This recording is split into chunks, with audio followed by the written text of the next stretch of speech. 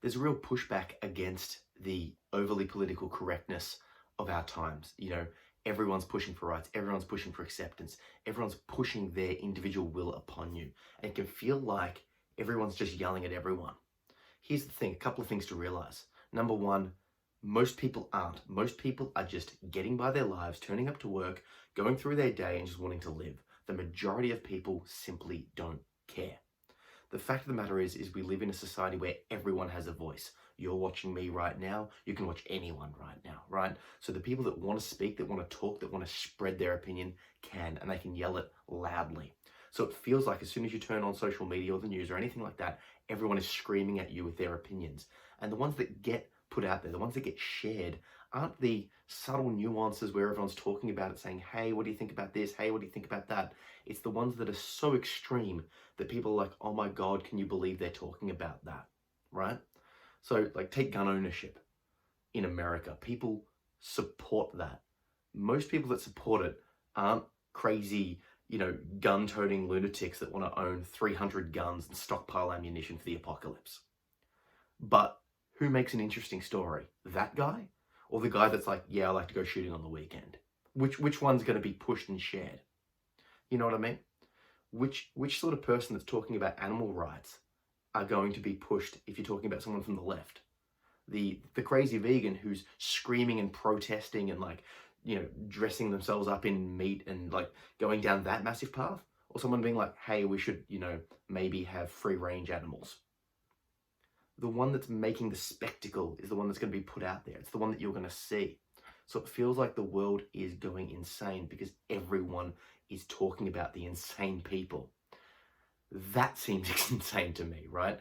It's once again this idea of a lack of nuance, a lack of discussion. It's this need for just quick bite-sized bits of information.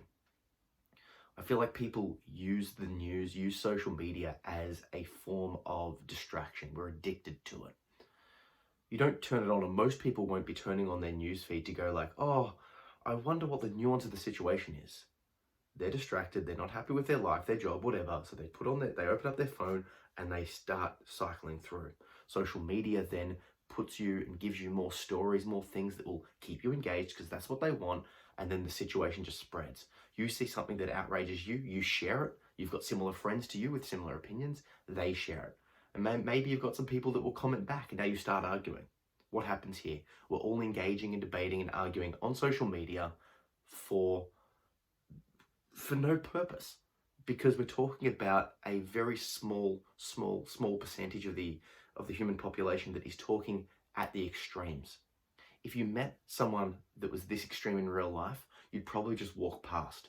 You wouldn't engage these conversations because you'd see them for what they are. They're the rantings of a crazy person. A normal person doesn't yell and scream and demand you to change their behavior, right? That's not normal. When I'm talking with people in real life, we can disagree, but we're operating in this range. If I meet someone that's sort of over here or over here, it's very clear to me that they're just going to try and impose their will and we're not going to be able to have a dialogue. So I walk away. I walk away because there's no point for me, no point for them, and it's just going to waste both of our times. However, online, we share it, we talk it, and we engage on this. And I think there's something toxic here. It's toxic in the sense of your mental state because now you're thinking about the worst things. And it's toxic because we're not going to be able to talk about anything properly. There's a lack of an ability to have a dialogue. There's this feeling that there's a left and a right. And if you're more left, you look at the right and go, well, they're all bigoted, they're all crazy, they're all this, they're all that. And if you're more right, you go, oh, they're all left, they're all too soft, they're all whatever, right? There's no right wing, there's no left wing. They're constructs, right? You might lean more one way or more the other way, but there are more than two ways to feel. You can have a nuanced opinion. You can feel like, well, I want animal rights, but I also want freedom in this other aspect. I believe that, not me, but you could believe that you want a large government that's highly taxed so you get heaps of social structures. Or you could believe that you want a small government. You could have any number of combination of nuances here. The problem is that we're led, because it's easier to talk about in this narrative of left ring and right ring. It's easy to put us in a box and go, well, the left is saying this or the right is saying that. And depending on which news source you get, or depending on your friends, or depending on the person that you're listening to online, you will find that people will just go down that path and categorize you and talk about it in that perspective. I think we need to have a nuanced discussion. I think we need to talk about things in depth and really feel what we feel and have a conversation. These are just my thoughts. Catch up.